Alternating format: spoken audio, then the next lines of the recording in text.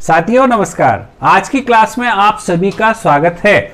हमने जो 10 सब्जेक्ट हमको पढ़ना है, आज हम उसमें से पहला सब्जेक्ट शुरू करने जा रहे हैं और जो पहला सब्जेक्ट है उसका नाम है जेनेटिक्स।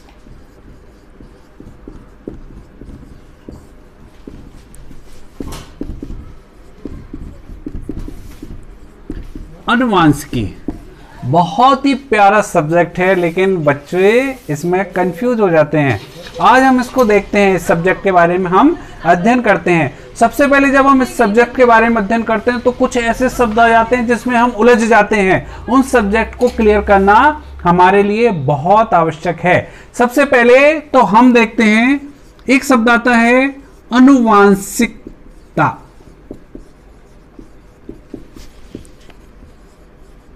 हेरिडिटी, अनुवांशिकता यानी हेरिडिटी। तो ये अनुवांशिकता क्या है, हेरिडिटी क्या है? तो आपने देखा होगा साथियों, हम कहते हैं कि हम तो बड़े ऊंचे खानदान से आए हैं, यानी हमारे अंदर ऐसे बहुत से गुण होते हैं जो हमारे पूर्वज से हमारे अंदर आ गए हैं। हमारे पूर्वज से हमारे अंदर गुण आ गए हैं और इसी गुणों को आने की क्रिया अनुवांशिकता कहलाती है। ध्यान रखें, पूर्वजों से गुणों का संतति में लक्षणों का आना अनुवांशिकता कहलाता है। हर चीज को बहुत अच्छे से नोट्स बनाते जाना है, समझते जाना है। गुणों का पूर्वजों से संतति में आना अनुवांशिकता कहलाता है, यानी हेरिडिटी कहलाता है। अब ये जेनेटिक्स क्या है? तो जब हम अनुवांशिकता का अध्ययन करते हैं, जब भी हम अनुवांशिकता का अध्ययन करते हैं तो उसे अनुवांशिकी या जेनेटिक्स कहा जाता है।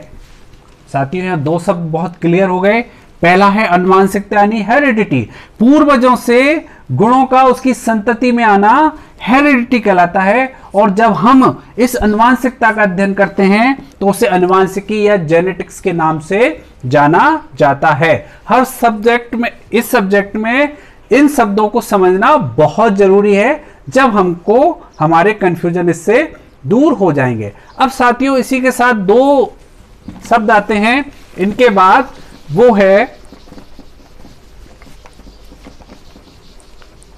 एक शब्द आता है जीनोटाइप और दूसरा आता है फिनोटाइप।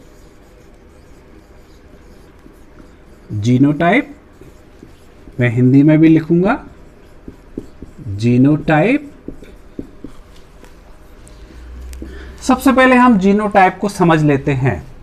अभी हमने देखा कि जो गुण हैं वो पूर्वजों से संतति के अंदर आ रहे हैं, लेकिन कैसे आ रहे हैं? तो वो आते हैं जीन के माध्यम से, जीन के माध्यम से आते हैं। तो गुणों का पूर्वज से संतति में आना जीन के द्वारा होता है, तो इसे जीनोटाइप कहा जाता है। जीन का प्रदर्शन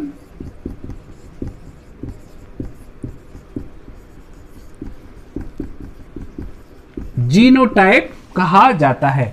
जीनोटाइप हमको आंखों से दिख रहा है? नहीं, ये तो हमारे शरीर के अंदर है। हर कोशिका के अंदर जीनोटाइप है, जो हमको हमारी आंखों से नहीं दिख रहा है। ये जीन पीढ़ी दर पीढ़ी जीनोटाइप के रूप में चले आ रहे हैं और इनकी वजह से हम कहते हैं कि मैं तो अपने पिता की तरह दिखता हूं, फादर की तरह दिखता हूं, मैं अपने मदर की तरह दिखता हूं, या मैं अपने दादा की तरह दिखता हूं। तो इन जीन की वजह से हमारा जो बाहरी रूप है, जैसे मैं कहूं कि मेरा चेहरा तो मेरी मां से मिलता है, तो ये जो बाहर लक्षण प्रदर्शित हो रहे हैं, इनके लिए जो शब्द इस्तेमाल किया जाता है उसका नाम है फिनोटाइप। फिनोटाइप यानी इन जीन की वजह से बाहरी गुण, बाहरी गुणों का प्रदर्शन फिनोटाइप कहलाता है। फिर से मैं समझा देता हूं जीनोटाइप क्या है? जीन का स्ट्रक्चर, जीन का प्रदर्शन जीनोटाइप है। और उसकी वजह से बाहर जो लक्षण दिख रहे हैं, ऊंचाई, चेहरा, बालों का आकार, ये सभी जो हैं वो फिनोटाइप कहलाते हैं। तो जीनोटाइप और फिनोटाइप। जीनोटाइप और फिनोटाइप देखने के बाद जो अगला शब्द आता है जो हमें बहुत समझना जरूरी है वो है डीएनए। इसका पूरा नाम है deoxy ribo nucleic acid. DNA, deoxy ribo nucleic acid. हम इसे हिंदी में तो नहीं कर सकते, लेकिन यही शब्द हम हिंदी में लिख सकते हैं, D oxy ribo nucleic acid, यानी डीएनए। ये डीएनए क्या है? तो हमने अभी देखा कि जो जीनोटाइप है, जो जीन है, वो किसके माध्यम से? इन डीएनए के माध्यम से ही एक पीढ़ी से दूसरी पीढ़ी में आने का काम करते हैं। इस डीएनए के माध्यम से ही जो गुण हैं, जो जीन के माध्यम से आ रहे हैं, डीएनए से ही गुण पीढ़ी दर पीढ़ी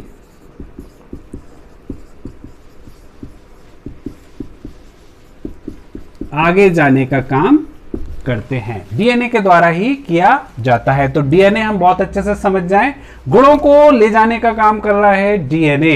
यानी मैं अगर हूं तो मेरे अंदर मेरी मदर, मेरे फादर, मेरे माता पिता, इनके डीएनए मौजूद हैं, और कुछ मात्रा में मेरे दादा दादी, नाना नानी के भी डीएनए मौजूद हैं। और इन्हीं पर वो जीन स्थित होते हैं जिनकी वजह से जीनोटाइप बनता है और पीढ़ी दर पीढ़ी गुण आगे बढ़ने का काम करते हैं। इन चीजों को हम बार बार दोहराते जाएं, क्योंकि अगर आपने ये शब्द पढ़ लिए, समझ लिए, इनका अध्ययन कर लिया, तो पूरी जेनेटिक्स आपको बहुत आसान हो जाएगी। और अगर हमने इनका अध्ययन ढंग से नहीं किया तो हम जेनेटिक्स में कंफ्यूज होते रहेंगे। अब हम देखते हैं आगे एक और शब्द आता है न्यूक्लियोटाइड।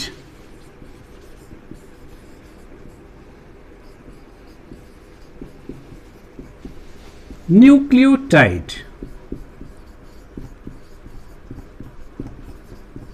व्यवस्थित नोट्स बनाना है साथियों। न्यूक्लियोटाइड आ जाता है तो न्यूक्लियोटाइड क्या है? तो ये जो डीएनए है, ये डीएनए एक श्रृंखला है, एक चेन है जो बहुत लंबी है। आपने देखा होगा कोई जंजीर होती है, कोई चेन, वो खूब लंबी होती है, और वो किससे मिलकर के बनी है? अलग अलग कड़ियां होती हैं, उनको जोड़ करके वो चेन बन जाती है। तो साथियों ये न्यूक्लियोटाइड क्या है? अगर ये डीएनए बहुत लंबा है तो इसकी एक इकाई डीएनए कहलाती है। तो न्यूक्लियोटाइड डीएनए की इकाई है। डीएनए की इकाई, unit of DNA is known as nucleotide. याद रखना है, हमको व्यवस्थित लिखना है। डीएनए की इकाई न्यूक्लियोटाइड कहलाती है। और जब हम न्यूक्लियोटाइड की बात करते हैं तो न्यूक्लियोटाइड मुख्य रूप से 3 चीजों से मिलकर के बना होता है। न्यूक्लियोटाइड 3 चीजों से मिलकर के बना हुआ है। वो चीज कौन सी है वो हम देख लेते हैं। इसमें 3 चीजें आती हैं। वो जो पहली चीज है जिसका नाम है शर्करा, दूसरा है नाइट्रोजन युक्त क्षार। पहली है शर्करा, दूसरा है नाइट्रोजन युक्त क्षार, और तीसरा होता है फॉस्फेट समूह, फॉस्फेट ग्रुप, फॉस्फेट समूह। मैं एक बार आपको बता दूं, डीएनए हो गया। डीएनए की जो इकाई है उसको कहा जाता है न्यूक्लियोटाइड कहा जाता है। और उसके बाद जो न्यूक्लियोटाइड है वो 3 चीजों से मिलकर के बना है। अब अच्छे से याद कर लें। पहली है शर्करा, दूसरा है नाइट्रोजन युक्त क्षार, और तीसरा है फॉस्फेट समूह। ये तो साथियों हम पढ़ रहे हैं न्यूक्लियोटाइड।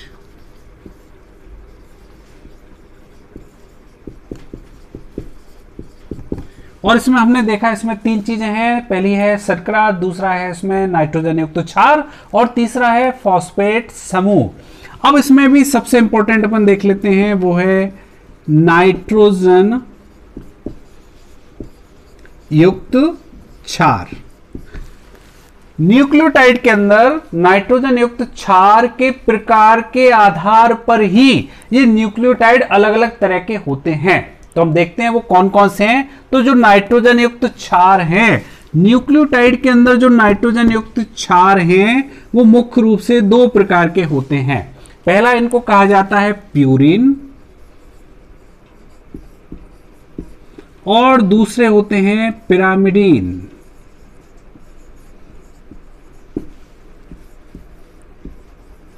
प्यूरिन और दूसरा है पिरामिडीन।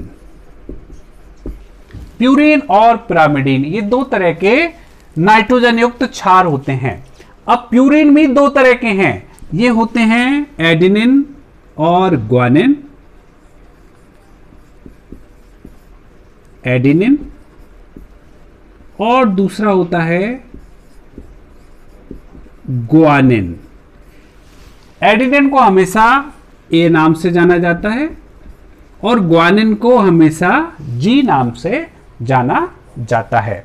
और जो दूसरा नाइट्रोजन युक्त क्षार दो तरह के हैं, प्यूरिन भी दो तरह के हैं, एडेनिन और ग्वानिन। और जो पिरामिडीन है ये भी दो तरह के होते हैं। ये होते हैं, पहला होता है साइटोसिन और दूसरा होता है थाइमिन। साइटोसिन को हमेशा सी से और थाइमिन को हमेशा टी से प्रदर्शित किया जाता है। मैं आपको संक्षेप में बताऊं, न्यूक्लियोटाइड में तीन चीजें थी। पहला क्या था, इसमें शर्करा थी, दूसरा इसमें नाइट्रोजन युक्त क्षार और तीसरा फॉस्फेट समूह होता है। इस नाइट्रोजन युक्त क्षार फिर दो तरह के हैं, प्यूरिन और पिरामिडीन। प्यूरिन दो तरह के हैं, ए और जी, एडेनिन और ग्वानिन। और पिरामिडीन फिर दो तरह के हैं, साइटोसिन और थाइमीन। अब ये जो चारों हैं, ए, जी, सी और टी, तो हमेशा याद रखें प्यूरिन हमेशा आपस में बंद जुड़े रहते हैं। क्योंकि साथियों क्या है, हमने देखा डीएनए क्या है, एक चेन है, ये आपस में जुड़ी हुई है। और ये जो चेन के जो छल्ले हैं, एक एक छल्ले, इकाई क्या है इसकी, डीएनए की इकाई न्यूक्लियोटाइड। तो न्यूक्लियोटाइड जब आपस में जुड़ते हैं तो वो प्यूरिन हमेशा पिरामिडीन से बंद बना करके जुड़ता है हमेशा। तो वो कौन किसके साथ बनाएगा, तो अपन हमेशा याद रखें कि जो ये है एडेनिन जो होता है वो हमेशा हमेशा किसके साथ, थाइमिन के साथ, ये हमेशा टी के साथ बंद बनाता है। जबकि जो ग्वानिन है वो साइटोसिन के साथ बंद बनाता है। जब भी ये जुड़ेंगे तो एडेनिन थाइमिन के साथ जुड़ेगा और ग्वानिन साइटोसिन के साथ जुड़ेगा। हर बात को बहुत अच्छे से पढ़ना है अपन को, हर चीज पर ये जुड़ते जाएंगे। अब हम देखते हैं ये जो बंद बना रहे हैं वो आखिर कौन से बंद हैं। तो साथियों जब ये आपस में बंद बनाते हैं तो उन बंद को हाइड्रोजन बॉन्ड कहा जाता है। इसको अंडरलाइन कर लें, बहुत इंपॉर्टेंट, इस लेक्चर की हर लाइन बहुत इंपॉर्टेंट है और ये पूरा बेस है, जेनेटिक्स का, अनुवांशिकी का ये पूरा बेस है। तो ये ए और टी, जी और सी आपस में जुड़ते हैं और किस बंध के द्वारा, ये हाइड्रोजन बंध के द्वारा जुड़ते हैं। इसमें एक चीज और यहीं पर हम समझ लेते हैं, वो समझने वाली बात यह है कि जब ए टी के साथ बंध बनाता है तो दोनों के बीच में दो हाइड्रोजन बंध होते हैं, बहुत इंपॉर्टेंट। एडेनिन जब थाइमिन के साथ बंध बना रहा है तो दो हाइड्रोजन बंध होते हैं, और जब ग्वानिन साइटोसिन के साथ बंध बना रहा है तो उसमें तीन हाइड्रोजन बंध होते हैं। अच्छे से नोट डाउन करें, समय के साथ हम भूल जाते हैं तो हम अच्छे से नोट डाउन करें। ए और टी के बीच में दो हाइड्रोजन बंध हैं और जी और सी के बीच में तीन हाइड्रोजन बंध होते हैं। अभी हमने देखा न्यूक्लियोटाइड के बारे में, देखा कि ये 3 चीजों से मिलकर के बना है और कैसे इसमें बंध बन रहे हैं। अब इसी में एक और शब्द आ जाता है, यहाँ न्यूक्लियोटाइड हमने समझा, अब एक शब्द और आ जाता है, उसका नाम है न्यूक्लियोसाइड। याद रखें साथियों, ऊपर क्या था जो हमने समझा, वो है न्यूक्लियोटाइड, और नीचे जो हम समझ रहे हैं वो क्या है, न्यूक्लियोसाइड। न्यूक्लियोटाइड में 3 चीजें होती हैं, कौन कौन सी अभी हमने पढ़ा है, वो है शर्करा, दूसरे नंबर पे क्या होता है, नाइट्रोजन युक्त क्षार, और तीसरा क्या होता है इसमें, फॉस्फेट समूह होता है। अब साथियों ये न्यूक्लियोसाइड क्या है, तो न्यूक्लियोसाइड का मतलब होता है न्यूक्लियोटाइड में से फॉस्फेट समूह को अगर हम हटा दें तो बन जाता है न्यूक्लियोसाइड। यानी मैं इसको लिखूंगा, हमने क्या किया, न्यूक्लियोटाइड जो है उसमें से माइनस क्या हटा दिया, फॉस्फेट समूह, तो क्या बन जाता है, न्यूक्लियोसाइड बन जाता है। दोनों में बहुत अच्छे से अंतर समझ लेना, वस्तुनिष्ठ प्रश्न इस पर बन सकता है। न्यूक्लियोटाइड में से जो 3 चीजें हैं उसमें से अगर फॉस्फेट समूह को हम हटा देंगे तो वो न्यूक्लियोसाइड बन जाता है। अच्छे से आपको समझ में आ गया। अब हम एक शब्द और समझेंगे यहां, वो है पिच। ये पिच क्या है, पिच क्या है, तो अभी हम पढ़ रहे थे डीएनए, और डीएनए की इकाई क्या थी, न्यूक्लियोटाइड, और न्यूक्लियोटाइड से हमने फॉस्फेट समूह हटा दिया तो क्या बन गया, न्यूक्लियोसाइड बन गया। ये जो डीएनए है इसका स्ट्रक्चर कैसा होता है, ये द्विकुंडलित स्ट्रक्चर है, डबल हेलिक्स सिस्टम है। डबल हेलिक्स यानी जैसे कोई स्प्रिंग है, 2 स्प्रिंग आपस में गुथी हुई हैं और घूम जाएं।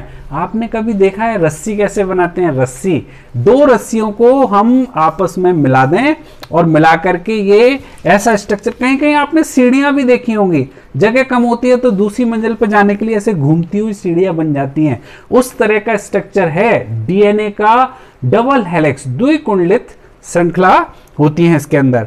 अब ये जो कुंडलियां बनती हैं उसमें से जो 2 कुंडलियों के बीच की दूरी है, इसमें कई सारी कुंडलियां होंगी, डीएनए का स्ट्रक्चर है, इसमें 2 कुंडलियों के जो बीच की दूरी है उसको पिच के नाम से जाना जाता है।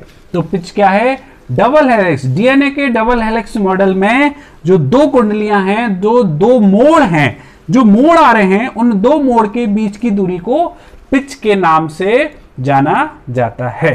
तो साथियों इतने सारे शब्द, इतनी सारी चीजें हमने इस वीडियो के माध्यम से समझी। आप इसको बहुत अच्छे से याद कर लें, और अगर आप इनको याद कर लेंगे तो आगे आने वाले लेक्चर्स में आपको जेनेटिक्स पढ़ने में बहुत आसानी होगी, और ये आप एक भी प्रश्न आपका गलत होने वाला नहीं है। साथियों इस चैनल को सब्सक्राइब कर लें और जो घंटी है उसको दबा दें, जिससे आपको इसके नोटिफिकेशन मिलते जाएंगे।